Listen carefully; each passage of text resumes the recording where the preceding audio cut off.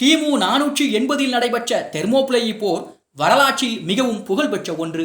பாரசீக அரசர் ஜெர்சிக்ஸ் தனது மாபெரும் படையுடன் கிரேக்கத்தை ஆக்கிரமிக்க முற்பட்ட போது ஸ்பார்டன் அரசர் லியோனிடஸ் 300 ஸ்பார்டன் வீரர்களோடும் சில கிரேக்க கூட்டாளிகளோடும் சேர்ந்து கொண்டு தெர்மோபிளேயின் வழியை பாதுகாக்க முற்பட்டார். 3 நாட்கள் ஸ்பார்டன்கள் தங்களுடைய ஃபேலனக்ஸ் போர் முறையை பயன்படுத்தி பல்லாயிரக்கணக்கான பாரசீக வீரர்களை தடுத்து நிறுத்தினார்கள். அவர்களுக்கு கடும் இழப்புகளையும் ஏற்படுத்தினார்கள்.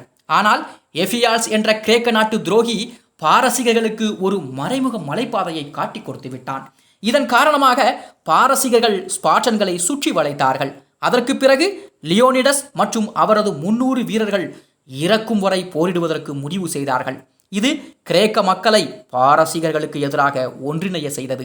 அவர்கள் போரில் தோற்றாலும் அவர்களின் தியாகம் தைரியத்தின், மன உறுதியின் மற்றும் நாட்டின் மீதான நம்பிக்கையின் அடையாளமாக மாறி பல நூற்றாண்டுகளாக இராணுவ வரலாற்றில் தாக்கம் செலுத்தியது என்பதும் குறிப்பிடத்தக்கது.